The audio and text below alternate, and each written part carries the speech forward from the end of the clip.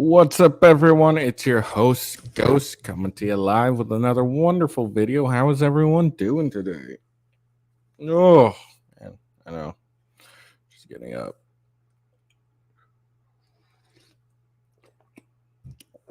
All right.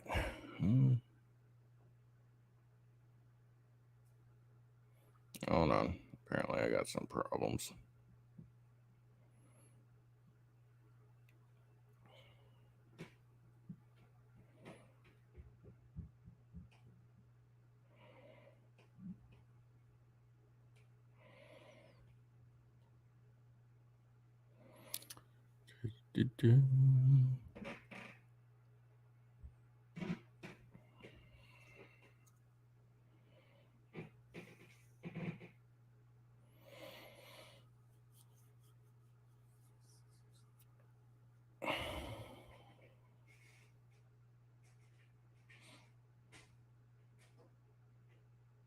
All right. Hopefully that worked. Apparently, my shit was not streaming to Rumble, which is kind of important. I don't know what anyone else thinks, but it's kind of important. Anyways, how's everyone doing this fine morning? I am exhausted per usual. Not getting enough sleep ever in the history of sleep.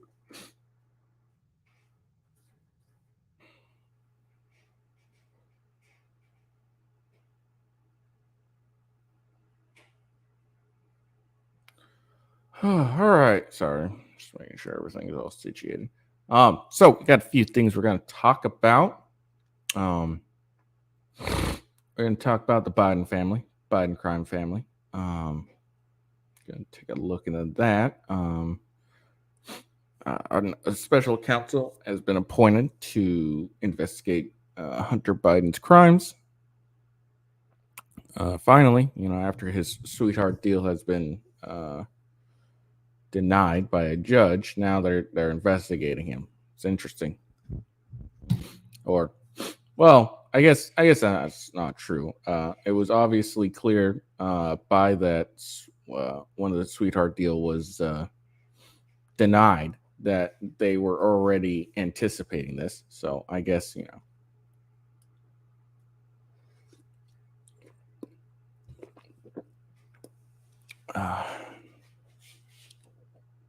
I think that's fair to say. I mean, because I guess the sweetheart deal had a provision that he wouldn't be prosecuted for anything or whatever.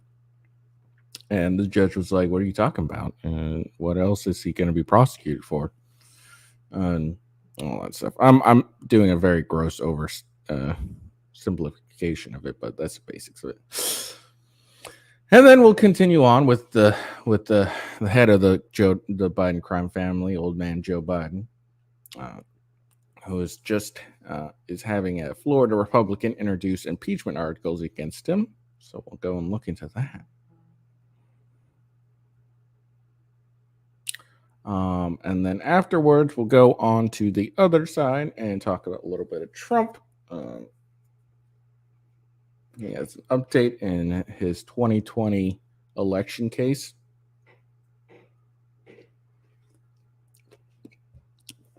So we'll go and dive in there and see what that's all about. And then we'll go somewhere local.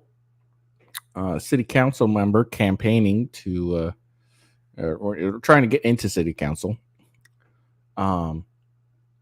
It's funny, she's campaigning on protecting businesses from crime, but apparently she's accused of shoplifting from a local business, and it's not the first time either. So we may watch some surveillance footage, look at an article, read that, see what that's all about.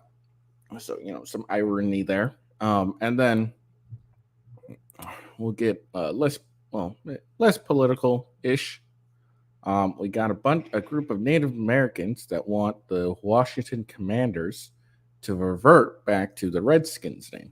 So we'll take a look at that article, see what they have to say, and then finally, a judge in California has. Oh, I read it wrong again. Oh well. A judge in California has been charged with the murder of his wife. Um,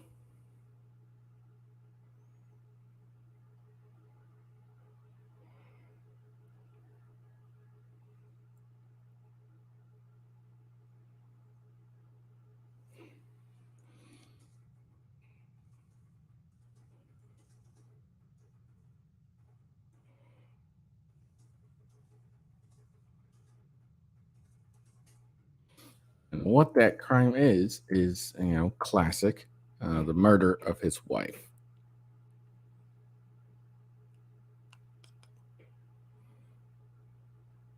Hold on.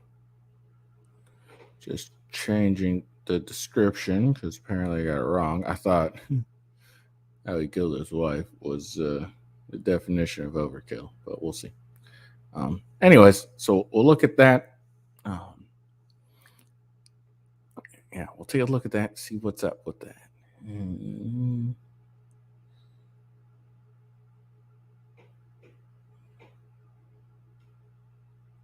on, there we go. Paste. There we go. That's save shit up. There we go. All right. So, anyways, yeah, that's what we got today. Very simple, very easy. I don't suspect I'll get into anything else because I'm tired. I got to go work out because I'm fat and a loser. But while I'm here, it's a little warm in here. So let's.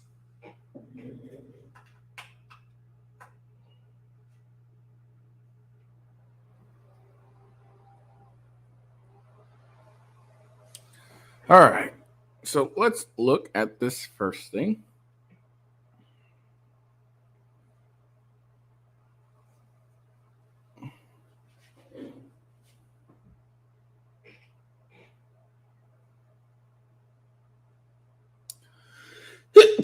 Sorry. Oh shit, sorry. Okay. All right.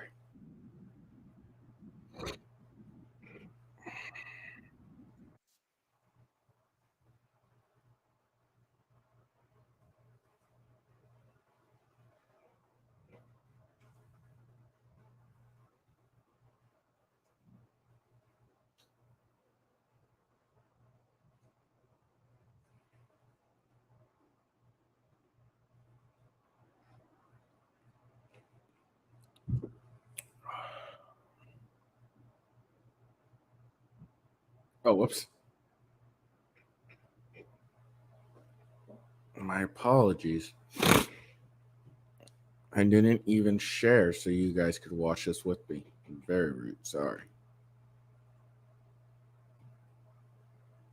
Began investigating allegations of certain criminal conduct by, among others, Robert Hunter Biden. That investigation has been recently referenced in federal criminal proceedings in the District of Delaware, and as noted in those proceedings and other public statements by Mr. Weiss's office, that investigation remains ongoing. In February 2021, U.S. Attorney Weiss was asked to remain as U.S. Attorney for the District of Delaware and, in that capacity, to continue to lead the investigation. As I said before, Mr. Weiss would be permitted to continue his investigation, take any investigative steps he wanted, and make the decision whether to prosecute in any district. Mr. Weiss has told Congress that he has been granted ultimate authority over this matter, including the responsibility for deciding where, when, and whether to file charges, and for making decisions necessary to preserve the integrity of any prosecution consistent with federal law, the principles of federal prosecution, and departmental policies. In a July 2023 letter to Congress, Mr. Weiss said that he had not to that point requested special counsel designation. On Tuesday of this week, Mr. Weiss advised me that in his judgment, his investigation had reached a stage at which he should continue his work as a special counsel, and he asked to be so appointed. Upon considering his request, as well as the extraordinary circumstances relating to this matter, I have concluded that it is in the public interest to appoint him as special counsel. This appointment confirms my commitment to provide Mr. Weiss all the resources he requests. It also reaffirms that Mr. Weiss has the authority he needs to conduct a thorough investigation and to continue to take the steps he deems appropriate independently, based only on the facts and the law. Mr. Weiss will also continue to serve as U.S. Attorney for the District of Delaware. As special counsel, he will continue to have the authority and responsibility that he has previously exercised to oversee the investigation and decide where, when, and whether to file charges. All right.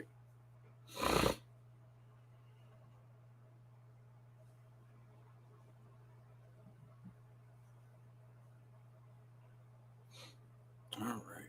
So there's that. So it sounds like the guy who helped negotiate Hunter Biden's sweetheart deal is now being appointed as special counsel to investigate Hunter Biden.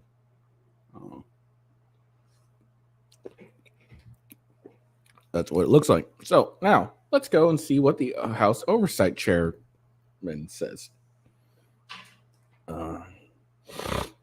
So House Oversight Chairman Comer unloads on Hunter Biden's special counsel appointment. This is a joke. Republicans say Merrick Garland's appointment of David Weiss validates claims that the Justice Department is weaponized.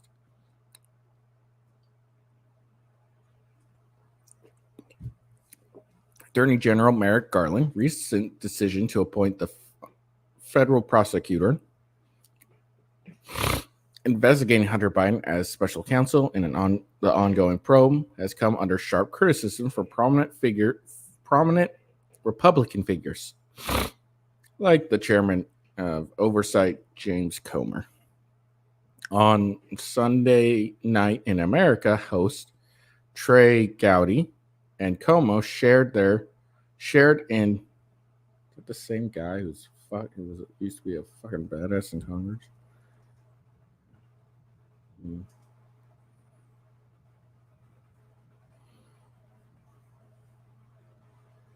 Yeah. Shared in criticizing the appointment, referencing David Weiss' past decision involving Hunter Biden. David Weiss, same person, different title. It took a long time to get the special counsel, but it's also the same guy. You correct me if I'm wrong. That was going to let Hunter Biden plead to 2 misdemeanors and put a felony gun charge in diverse program. Hey, I was right.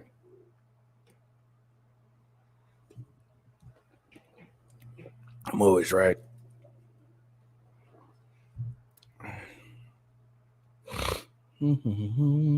So this is David Weiss, apparently.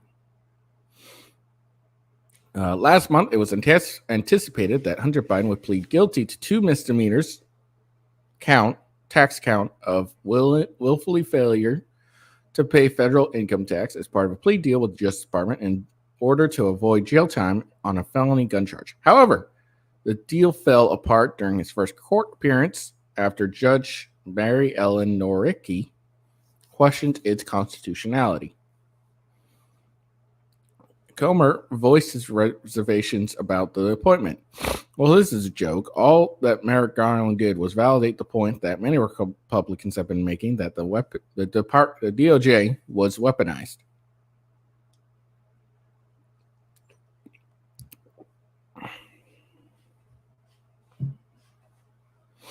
While there have been many calls for the appointment of a special counsel in the case against Hunter Biden, Comer has had a different position. The one reason I would not give for not wanting a special counsel was what we've seen. The fact I have no confidence that Merrick Garland would appoint anyone credible. I've never dreamed he would do as bad as he did with Weiss.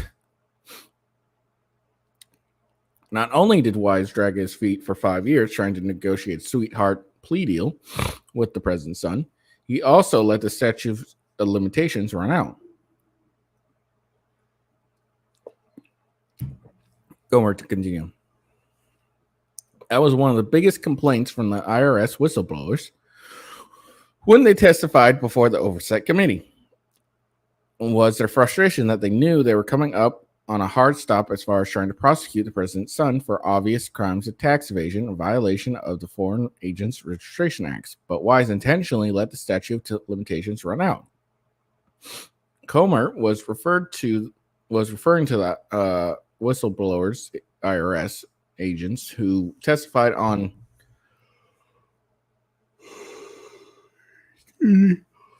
their experience as part of the investigation into alleged Biden corruption. Supervisor Gary Shapley and lead investigator Joseph Ziegler. We also learned in that testimony, Trey, that the IRS was. I'm assuming that means Trey Gowdy. This person didn't do a good job with their sentencing.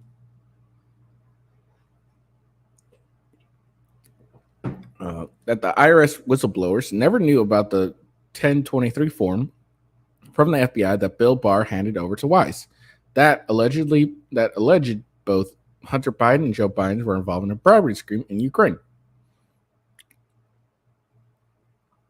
Comer expressed his lack of confidence in both Wise and Garland, but assures Republicans would remain determined to seek the truth.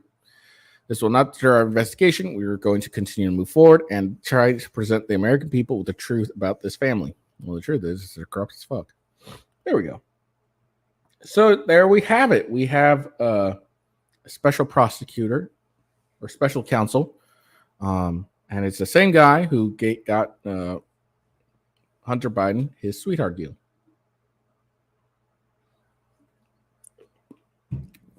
You know, the sweetheart deal that no one would ever get in a million years except Hunter fucking Biden. So there we go. Do you have confidence in, this special counsel? I sure as hell don't.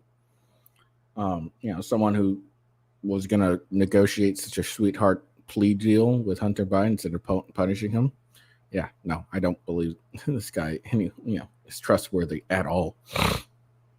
And the very fact that he, out of everyone, was appointed as a special counsel instead of someone that was, that had nothing to do with the case or had, is at least not biased or lets his bias get in the way is very telling. Not surprising, and also very telling.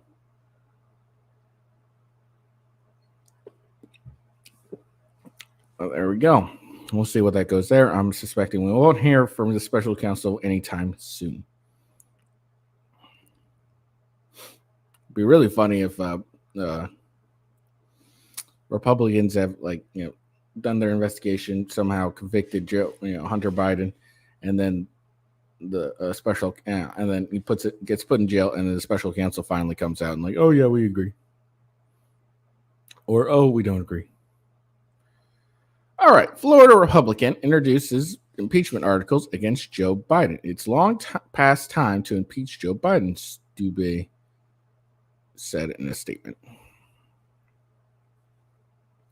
Republican George Stube, Republican Florida, jumped ahead of his Republican colleagues on Friday and introduced articles of impeachment against President Biden. While several congressional committees are building a multi-pronged case to remove Biden from office, Stube said it's past time to take actions. He filed articles of impeachment against Biden, charging that the president has been complicit in his son Hunter's alleged crimes and had worked to shield him from justice. It's long past time to impeach Joe Biden, Stube said in the statement. He has undermined the integrity of his office, brought disrepute on the presidency, betrayed his trust as president, and acted in a manner subversive of the rule of law, justice, and at the expense of the American citizens. Stube filed 4 articles, allegedly high crimes and misdemeanors, by Biden.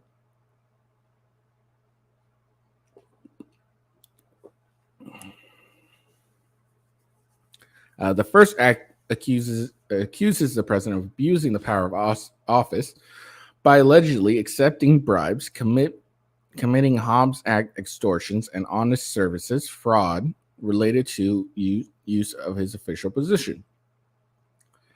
These charges arise from Biden's alleged involvement with his family's business dealings, including Hunter and James Biden, the president's brother, alleged effort to sell access to then Vice President Biden between 2009 and 2017 in exchange for payment and business opportunities from foreign and domestic business partners.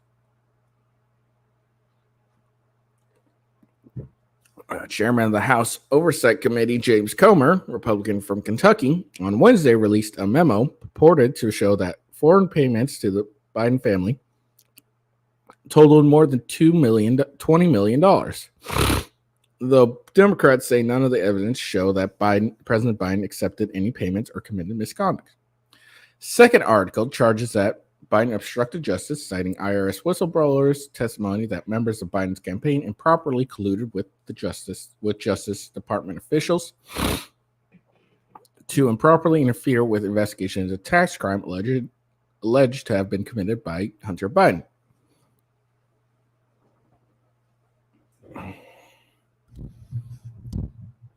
Both the DOJ and Special Counsel David Weiss, the U.S. attorney appointed to investigate Hunter Biden, have denied that Biden administrations impeded Weiss' work. Well, I mean, do you really trust them? They were just about to give him a sweetheart plea deal.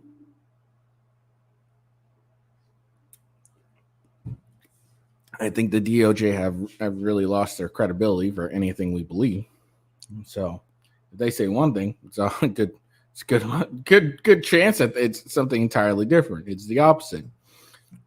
And David Weiss, well, we just talked about David Weiss earlier, so believe him if you will. The third and fourth articles accuse Biden of fraud and paying for Hunter Biden's illegal drug and trysts with prostitutes, respectively. The evidence continues to mount by the day. The Biden crime family has personally profited off of Joe's government positions. Through bribery, threats, and fraud, Joe Biden must not be allowed to continue to sit in the White House selling out our country, Stube said. On the same day, Stube introduced legislation to require the Secret Service chief to write a report on the illicit use of controlled substance in the White House. The move comes after the Secret Service closed its investigation into cocaine found at White House last month. I read ahead. That's why I'm laughing. Without identifying a person of interest, Stube named the bill the Helping Understand Narcotics Trace at the Executive Residence Hunter Act. This guy's funny. Oh, I would love to have this guy as my representative because this guy is funny as hell.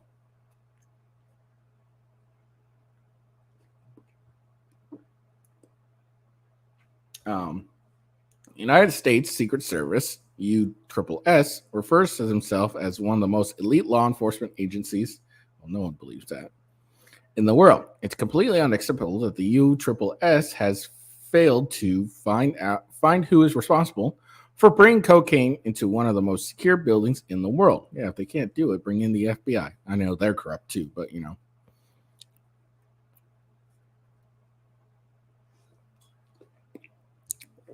The American people, wow, I just sounded redneck there, deserve answers. My legislation demands information on the closed investigation into the cocaine found at the White House in July.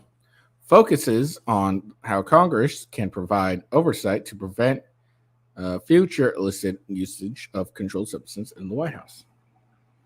Stube articles of impeachment have jumped ahead of at least 4 GOP-led committees' investigations pursuing avenues to impeach Biden or his top officials. The White House has ridiculed suggestions that Biden should be removed from office.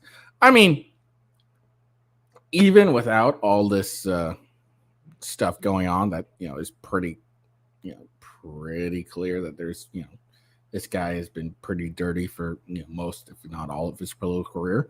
The fact that he's literally incompetent and doesn't know what the hell he's doing half the time, should be, reasons enough to impeach the fucker.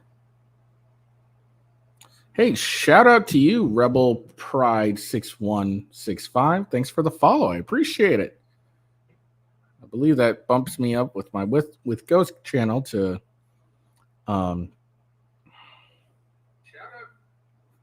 sorry. With my with Ghost channel, it gives me 7 people in total, 14 or 7 people on the with Ghost channel, 17 in total. So, I mean, look at that. We're moving up in the world. A couple more, and I might actually end up watching a Crowder show. 5 more, and I should be able to get my own unique.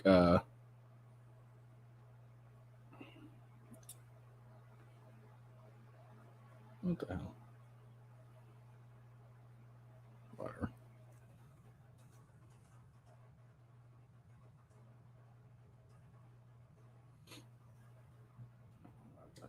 Here. Right. Wait, was that my with Ghost channel that you have to?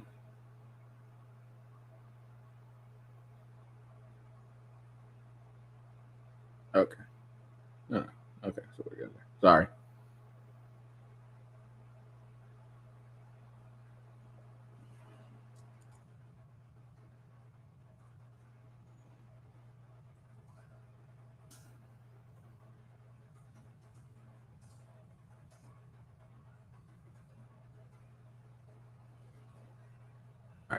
All right. Sorry. I try to shout out all the people that subscribe to me because I appreciate your subscriptions.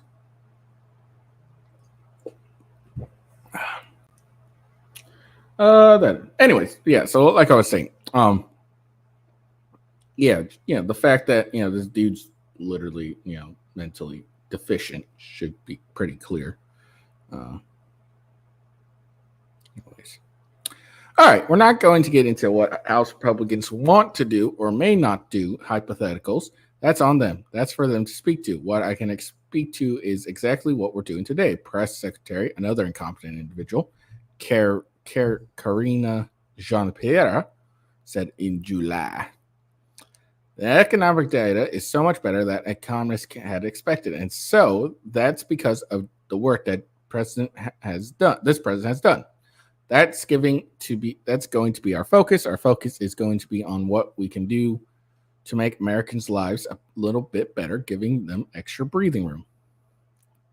Yeah, how about lowering taxes? That would give American citizens some breathing room. I'm just saying. Just lower some taxes is all. All right. Well, there we go.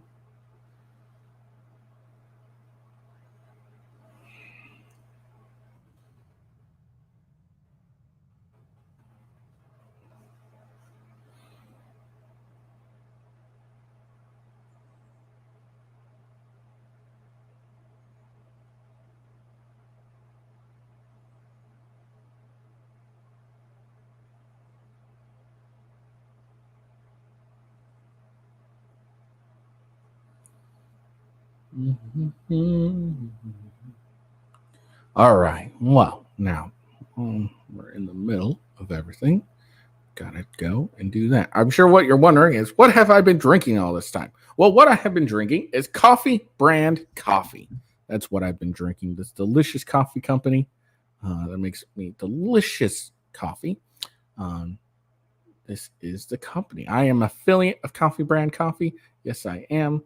I just get rid of it over there. So I'm gonna have to take a part in the middle of my show to talk about Coffee Brand Coffee. So these are the various roasts that they have. Look at that. There's that bourbon. There's that dark roast. They got the classics. They got little unique ones of their own. Let's see. Let's try and find my favorite one.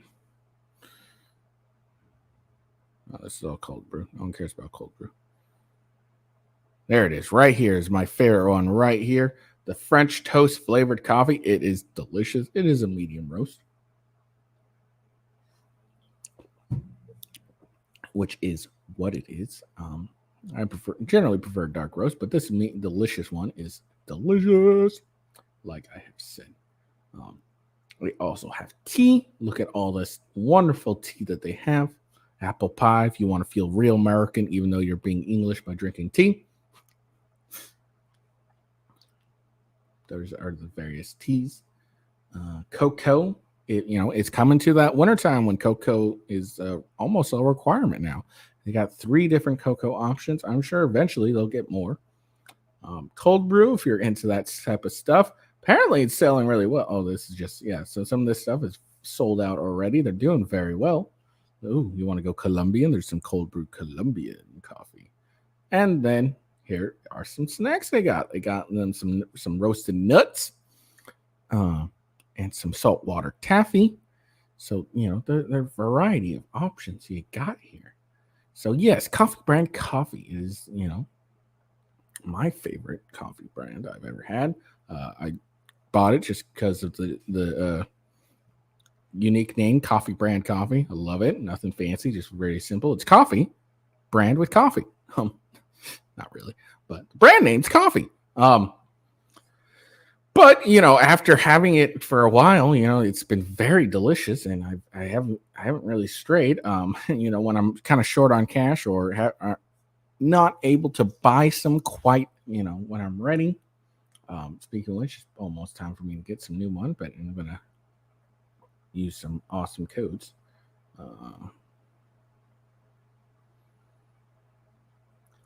Sorry, got distracted here. But yeah, Coffee Brand Coffee, it's delicious. They got 4,000 verified customers. I'm one of them, and most of them give a 5 out of 5 review. It would not surprise me how accurate it is. They got 12 coffee blends. I showed you some, as well as 12 leaf brands, and then of course the hot cocoa flavors, and then the nuts and everything. Now, the unique thing about Coffee Brand Coffee is the coffee that you purchase is not roasted until they receive your order. So you get the freshest of fresh that you can get. It is a delivery service, so obviously it's not it's not going to be 100% the freshest of fresh unless until they open up a store you can go to and then get it fresh. But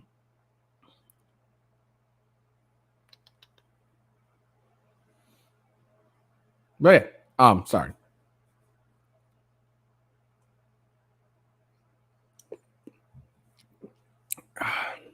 Sorry. But yeah, that is the coffee brand I drink. I got my coupon code right there. Coffee brand coffee code, coupon code GHOST. Make sure you check me out, or use that as a way to get 5% off your coffee. Now, if you subscribe, you get 10% off. So make sure that it wouldn't the coffee code's not going to work if you do a subscription.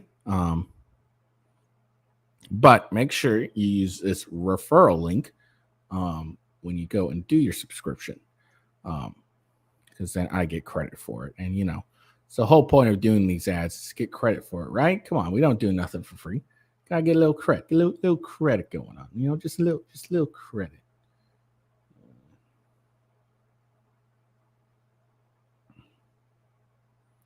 But yeah, here's the referral link right here, coffeebrandcoffee.com/?ref equals with ghost. So check, use that code to get the discount. Unless you subscribe, obviously, then you'll get 10% only. But yeah, try it out. It is quite delicious. I do enjoy it, like I continue to say.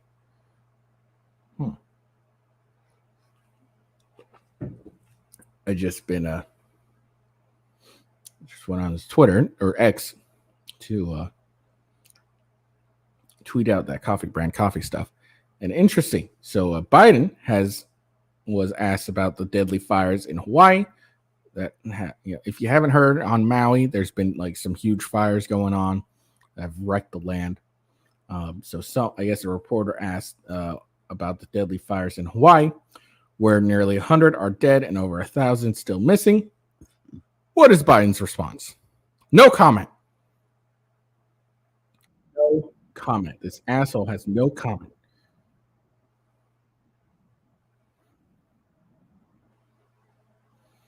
Has he gone to Hawaii yet? I mean, I don't think so.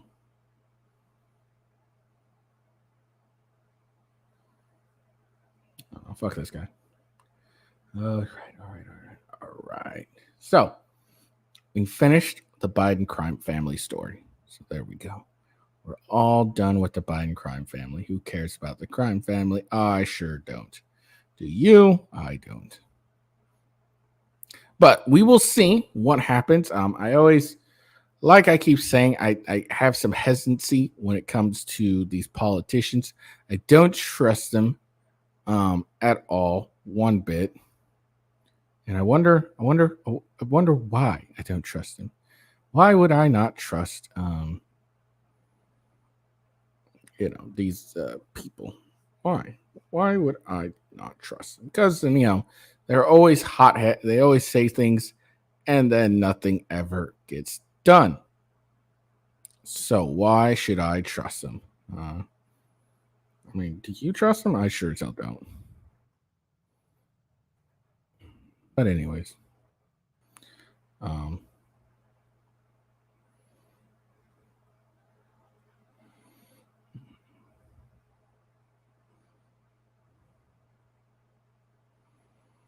okay.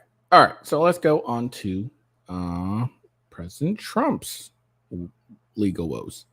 Judge delivers mixed ruling on Trump's protective order in 2020 election case. I think this is his third indictment case.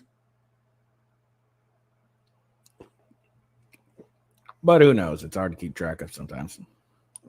Judge in former President Trump election case says only sensitive material covered under protective order, then agrees that with prosecution's definitions of sensitive. So it sounds like to me she agrees that only materials that are sensitive are under a protective order, meaning they wouldn't be released to the public, I assume. But then also agrees with the prosecution's definition of a sensitive, and I don't trust the prosecution at all. So the federal judge assigned to former President Donald Trump's 2020 election case has largely sided with the Trump's definition or the defense attorneys on a protective order over evidence, but handed prosecutors a win by broadening which materials is considered sensitive and should be protected. Yeah, how about none? If we're going to launch a federal case, then everything should be open to the public. Trump's lawyers returned to federal court in Washington, D.C. on Friday morning for their first hearing before U.S. District Judge Tanya Chutkan,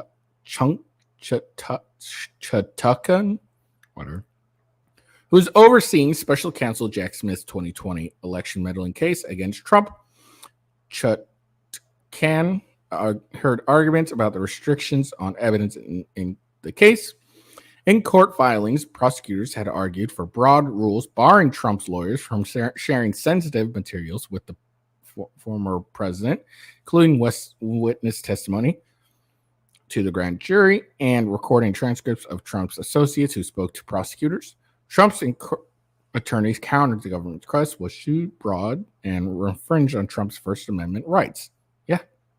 In a closed decision, the judge, I'm not even going to keep trying to pronounce her last name, said she was not persuaded that the government has shown all information gathered in the case would fall under the protective order. She ruled that only information designated as sensitive should be protected. However, she agreed that with the government that every single person interviewed by prosecutors is a potential witness and is sensitive. I don't agree with that at all. Shocking. Really, every single person? Every single person. The defendant has the right to freedom of speech, but that right is not absolute. The judge said at the onset of the hearing, without a protective order, a party could release that information to the jury pool. Federal prosecutor Thomas Widom said Friday the restrictions were necessary to prevent the improper dissemination of materials, including to the public. The defendant has set forth an intention to set forth any information they deem informative. Widom told the judge. Defense has broadcast a strategy, and not this case that is not to try this case in this courtroom, and the honor should address that, he said.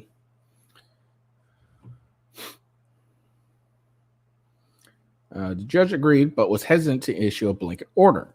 Trump attorney John Lario then argued that the government request was extraordinary. We're in uncharted waters. We have a defendant running for president, and his opponent has the DOJ bringing charges against him, Lauro said. The fact that he's running in a political campaign has yielded to the orderly administration of justice. She suggests that Trump might release information about former Vice President Mike Pence's testimony, for example, to denigrate him as a witness. Defendant's desire to respond to political opponents has to yield. There are limits. This is a criminal case. That the need of this case to proceed in normal order means there are going to be limits on the defendant's speech. Judge told Laura that how the protective order might affect the presidential campaign was not her concern. I cannot and will not factor into my decision the effect it will have on a campaign for either side.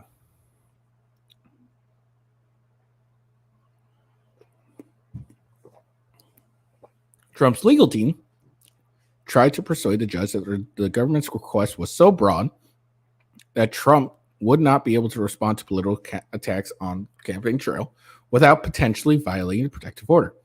Everything that we do here is now under a political microscope. Unfortunately, because of what the government has done, he said, there has to be fair play. They can't even describe this discovery. Is it 1 terabyte? Is it 3 terabytes? You can't ignore the fact that there's a campaign. He will get his rights. The judge said the existence of a political campaign is not going to have any bearing on my decision. I intend to keep that out of my decision. Though the judge ultimately agreed with Trump's defense that not all evidence gathered by the federal grand jury falls under the protective order, she decided witness interviews and other sensitive material must be kept away from the public. Why?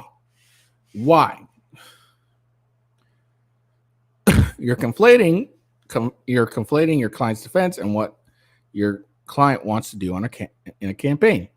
She told Trump's attorney, the former president engaged in a political campaign talking about potential witnesses who may not have the kind of protection that he has. They can get guns. I can see a lot of problems here. I can see how in advance of a trial making statements about potential witnesses could affect the orderly administration of justice and violate his release conditions. The judge also compromised on a paragraph of the proposed order where defense counsel would have to be in a room to be present in the room if Trump were reviewing sensitive material. The defense said the burden is too high and they have too much to do and cannot sit in the room for hours while the defendant reviews materials. The judge said Trump can review materials without defense attorney present, but is not allowed to have his phone with him at any times or any device that could copy or take a picture of the materials. The judge, an Obama appointee, has earned a reputation as toughest punisher in January 6th riot case. The Associated Press reported that she has consistently taken the hardest line against Jan 6 defendants of any judge serving on the Washington Federal Trial Court. The Justice Department has brought over 800 cases so far, marking the largest prosecution in the department history. In 7 cases, judge even handed out the tougher sentences than what the DOJ was seeking. She matched the prosecutor's request in 4 of them and sent all 11 rioters who had come before her behind bars to outlet notes. Shocking. In 4 cases in which the DOJ did not seek jail time, the judge gave prison sentences ranging from 14 days to 45 days. Trump faces charges of conspiracy to defraud the United States, conspiracy to obstruct an official proceeding, obstruction of an attempt to obstruct an official proceeding, and conspiracy against rights, which stemmed from this investigation into 2020 election interference, the Capitol riots on January 6, 2021. The 2024 GOP frontrunner has pleaded not guilty to all charges. There we go. So not all are protected.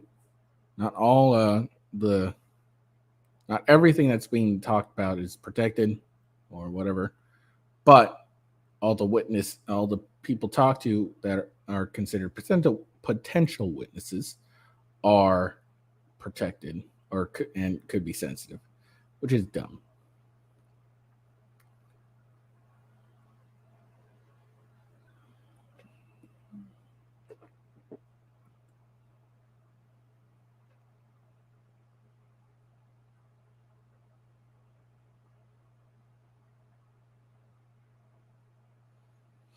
So, I mean, that's what goes there. Shock. It'd be amazing if Trump does get indicted. Judge seems like someone who's an ass. Like, look, if you, I think if you go and end up prosecuting people and sentencing them to jail, even if the DOJ doesn't recommend it, you're kind of an ass or a cunt, I guess, since she's a chick. But yeah, she seems to be a bit of a cunt. So we'll see. I mean, I don't know. I think I think the fact, this whole, the campaign doesn't, is not going to affect my decision. I think it really should, because he is going to get attacked politically about this. And, I don't know. It looked like, I guess it depends what is deemed sensitive. I don't think if you're going to bring it as something to trial, then nothing should be sensitive. There's like a few things that should be, and that's generally going to end up being like children witnesses and maybe some undercovers, just because of that. But that's about it, in my opinion. I don't think anything else should be really sensitivized or protected or anything like that. Maybe the names of people I could probably get behind. I could probably get behind the names of people, but what they say shouldn't be sensitive.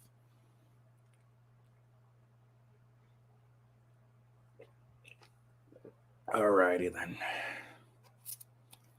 Next.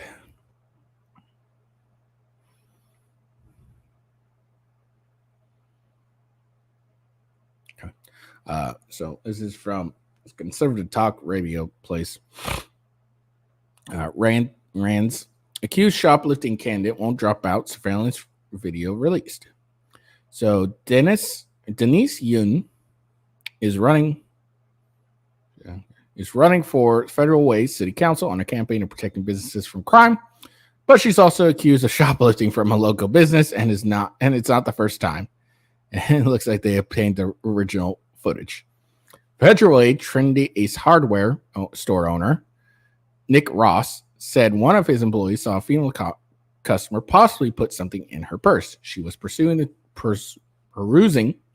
the tool section at the time, which Ross said is where the store sees the most shoplifting. Yeah, I get that. He said he then approached the woman to ask if she had anything in her purse that she shouldn't. At that point, her shopping cart was full of wooden stakes for presidential signs.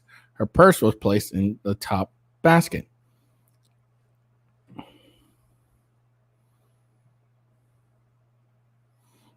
She ended up coming towards the cashier, and I wanted to see if I could look in her purse to see if there's anything, if I could see anything. And I did see a small silver. She kind of had her hand on the purse. It was a very large purse, and there was a small silver, and I could see a shiny wooden hammer or handle. Ross said he was direct with his request, but the woman said absolutely not. And then that's when he reached into her bag and pulled out one of his hammers he believes she took from the shelf. I reached into the purse, pulled out a hammer. It was one of my hammers that had a little ace tag hanging around it. It's a ball-peen hammer, so I grabbed it, and as soon as that happened, she just stormed out of the store. All right. Ross shared the full surveillance footage catching the interaction and alleged shoplifting. It captures the customer clearly pulling the hammer from shelves, knocking over sign postage in the process. She puts the hammer on top of her purse and pushes the cart away. Moments later, surveillance footage shows the customer appearing to place the hammer in her purse. Soon, Ross discovers the female customer was actually his Federal Way City Council candidate. Ross says he spoke to one of his employees about what happened. He said his employee told him the customer asked when the store would get more wooden stakes as they were all out. She gave the employee her number and asked if he'd call her when more were in stock. That's when Ross did some internet sleuthing. I did a reverse lookup on the phone number, and that's when Denise Yoon campaign website came up. And I asked a particular employee, "Is this the woman that you helped?" He said, "Yes, it was." And he said, "Yes, it was." Sorry. Ross explained. He said he even asked another employee if he recognized Yoon from the tool section. This employee also confirmed her identity. All right, let's look at this campaign footage. Stealing a fucking hammer. It's fucking hilarious. Just in case this has any audio. I don't think it does because it is a surveillance. There she is. She's all squat over there. Just looking at the hammers. She's all up in the hammer's grill. Okay, sorry. She knocked over that.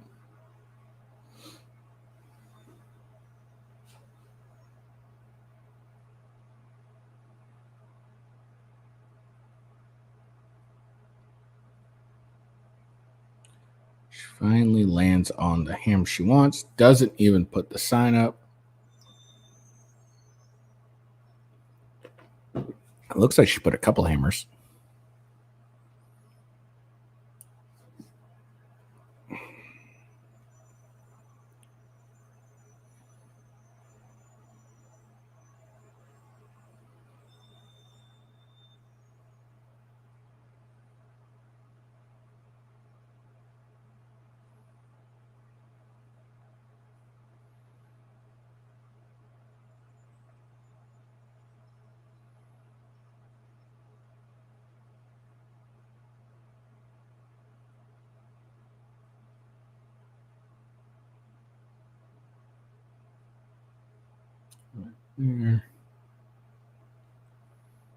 Takes her purse. Karen's it up and storms out. How dare they catch me stealing? All right, so there's that. I didn't think there was going to be anyone talking, but who knows? Never know. All right. Yoon says she's innocent. Yoon maintains her as innocent. Speaking to the Federal Mirror, Yoon admitted to putting the hammers in her purse, but she said she did it so that they wouldn't fall on her feet. The Kent reporter said, "You claim she took the hammers out of her purse before leaving, though the surveillance footage suggests that's not true." Yeah, obviously.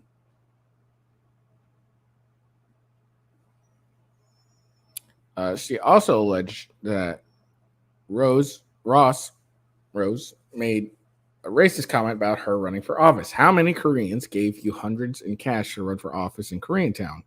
Ross said that it never happened. So I didn't know who she was at the time.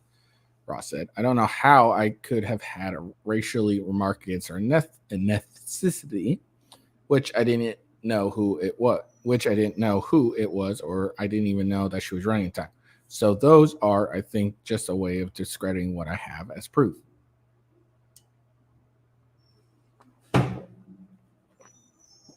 I don't know what kind of proof she has on her statement. There were witnesses around me. I do have customers and cashiers nearby that can vouch for that.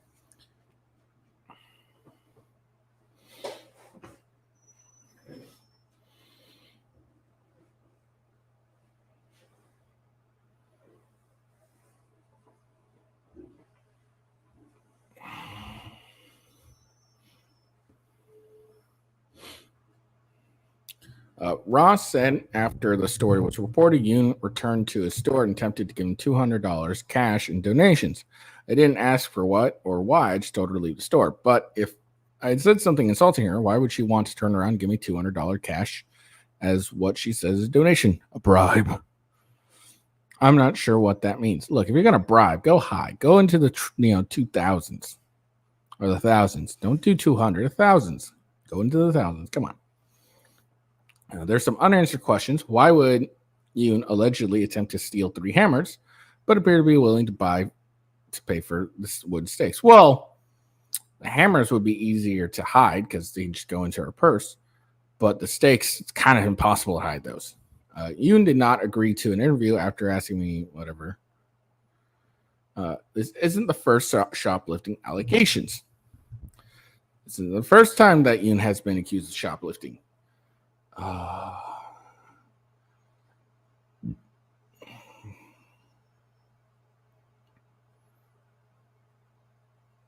Yoon pled guilty to second-degree attempted theft. This isn't an accusation. Wait, what?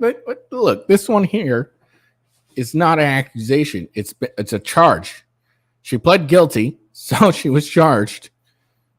So she was convicted because she pled guilty of an incident on September 18th, 2000 at the Nordstrom at Beverly Square Mall. Loss prevention staff saw Yoon enter fitting rooms with a Nordstrom bag and merchandise, but when she exited, the items weren't located. Yoon paid for one dress but stole $1,451 worth of other merchandise.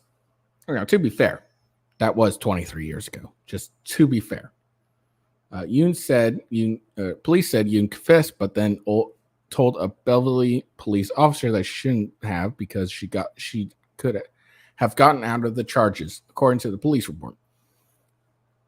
She also said she was stupid for stealing and owning up to it.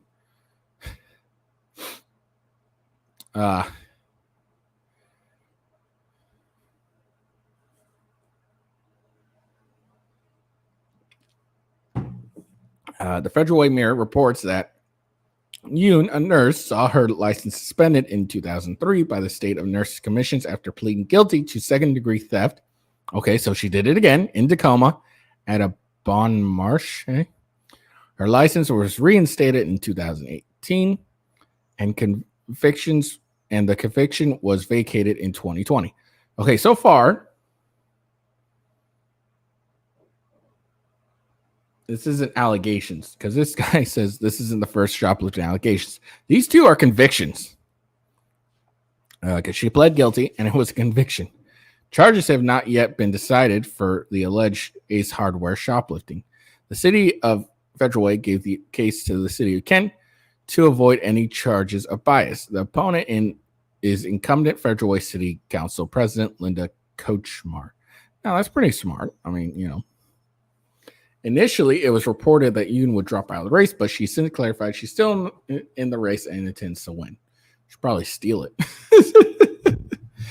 Yoon released a statement on her campaign website. She alleges Ross followed her as she was shopping in her store and knew I was running for office and suggested I should buy hammers to place his signs on the ground. She accused him of releasing an edit video to show people one side story. What? How was any of that edited? It was all like basically one shot. Yes, it switched from one camera to another, but like there's no jump cuts or anything like that. Whatever. I hope people understand that there's two sides to a story. I'm not stupid enough to steal anything while running for office. Well, clearly you are, and had given the employee my phone number that would when they had more wooden stakes.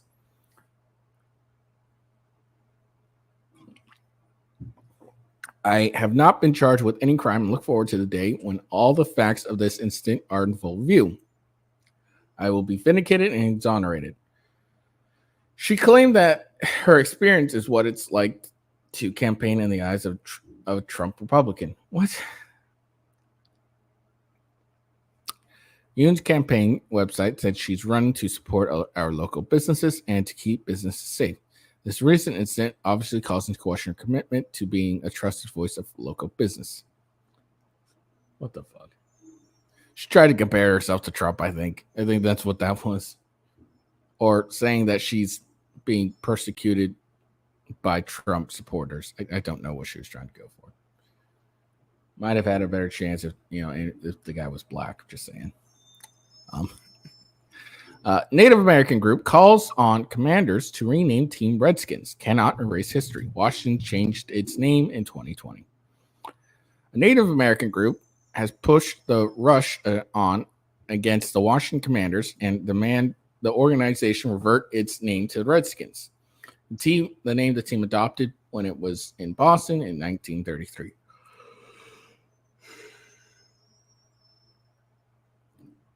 Native American Guardian Association has encouraged fans to sign their petition, which is designed to promote our history and put an end to cancel culture, and hashtag reclaim the name Redskins.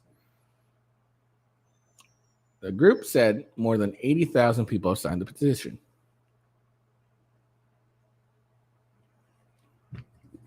This is good.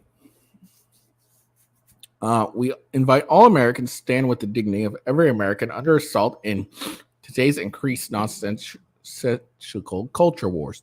Petition says this line in the sand moment reinforces the undeniable history of Native Americans assisting the founding fathers of America with Native American principles used by founding fathers in the U.S. Constitution, and every American's right to the First and 14th Amendment and not be a target of cancel culture or ESG. Not really sure what that means.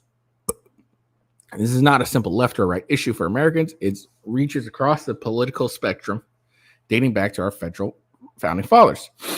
The NGA stands up for and is not only fighting back to preserve key elements of American history and the First and 14th Amendment, and the NAGA is fighting for civil liberties of every American.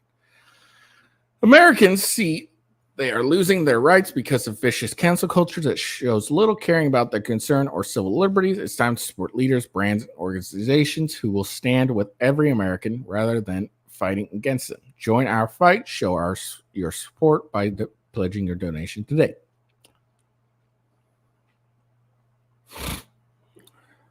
Last week, the group sent a letter to Commanders leadership, including new team owner Josh Harris, team president Jason Wright, and head coach Ron Rivera, formally requesting the team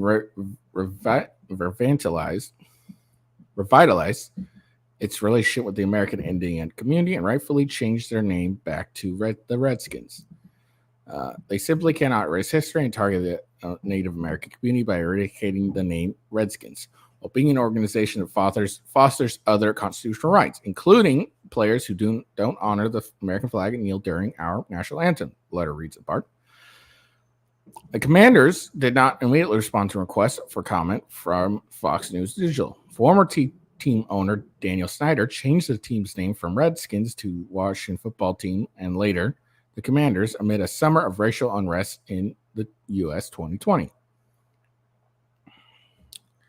Snyder said the name had increasingly became a distraction from our primary focus of football and made the change in spirit of inclusivity. The Commanders team name debuted in 2022. Harris told ESPN the name change wasn't an immediate thing on the to-do list. Okay. According to ESPN, the team has waited 5 years before it can be rebranded. The only exception is if a new owner comes along. Harris took control of the team last month. So there we go. Even Native Americans are tired of this bullshit. Yeah, let the Redskins free. Yeah, cancel culture is dumb as fuck. Anyone who wants to go out just because they don't agree with what someone says or how they said it or anything like that is an idiot. And it's good because these are and it's good this is being ran by a Native American association. Kind of helps like defeat any of those white soccer mom liberals who are going to go out and say, no, the Redskins is racist. Well, it's a Native American association that is calling for the change from Commanders back to Redskins. So this kind of helps their cause. So we'll see what goes on there. I really don't care too much about football. I just found it far more interesting that it was a Native American group that was asking to, quote unquote racist. Didn't hear nothing. Quote unquote racist name be back in use. So that's all. I just found it fairly interesting. All right. Last thing of today. All right. So this here, man, is a fat guy. California judge charged with killing wife had 47 guns and 26,000 rounds of ammunition. Hero. Court documents. Judge George Ferguson paid $1 million in bail. I don't really see, like, did he kill? Like, this isn't very, like, important. Just because he had 47 guns. Like, what if he just killed her with a knife or choking her out? Does the guns really matter? They don't. So let's find out. Did he shoot her? Let's see if he shot her. All right. California Superior Court judge arrested last week has now been charged with killing his wife in front of their adult son at their home. Court filings revealed the judge had over 47 weapons and 26,000 rounds of ammunition in his home. Okay, so he shot his wife. Okay, well then I guess it's still really not relevant because he only shot her with one gun. He didn't shoot her with 47. Ferguson allegedly shot his wife, Cheryl Ferguson, through the chest in the living room of their Anaheim home in front of their son using a .40 caliber pistol he pulled from his ankle holster amid an argument, according to court records. Jeffrey Ferguson, 72, has been charged with one felony count of murder, one felony enhancement of personal use of a firearm, and one felony enhancement of discharge of firearm causing great bodily injury and death. He faces a maximum sentence of 40 years to life if convicted, so he'd be 112 if he, lives where he could be released. He posted $1 million in bail and has been released until his arraignment on September 1st. In court filings, prosecutors alleged George Ferguson shot his wife at close range while he was intoxicated. Shooting stems from an argument earlier in the evening while they were having dinner at a restaurant near their home, according to the filings. While at dinner, the judge allegedly pointed at a finger at his wife in a manner mimicking a firearm. So probably like what, this?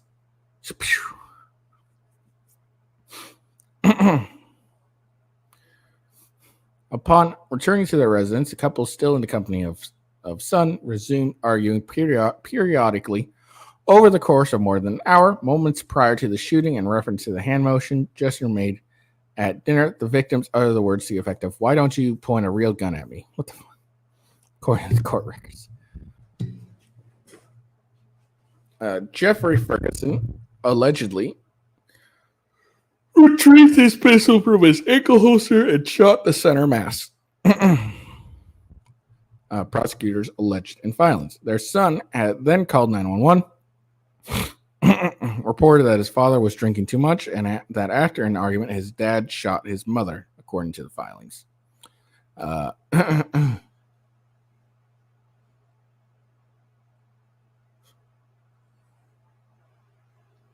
The son tried to stabilize his mother along with paramedics, but they were unsuccessful, according to court filings. Within minutes of the murder, Jeffrey Ferguson then allegedly sent a text to his court clerk, and Baylor said, "I just lost it. I just shot my wife. I won't be in tomorrow. I will be in custody. I'm so sorry." According to prosecutors, Jeffrey Ferguson allegedly asked patrol officers to shoot him and was slurring the words while smelling of alcohol. He also made spontaneous statements and acknowledging culpability. The search of the residence found 47 legally owned firearms at the judge residence, including rifles, shotguns, handguns, and over 26,000 rounds of ammunition, according to court records. An additional firearm was later found at the residence and secured by defense counsel. An additional .22 caliber is registered Jeffrey Ferguson, but its current whereabouts are unknown. But the defense counsel and law enforcement have been unable to find the rifle, according to court documents. Alleged murder weapon was a Glock 40 pistol, and it was recovered from the scene, as was a case recovering from the floor, according to documents. Single bullet went through Cheryl Ferguson's chest and exited through the middle of her back into a wall behind her. A blood sample collected from the judge about 7 hours after the shooting revealed he had a blood alcohol concentration of 0.06 at the time of the blood draw, according to court records.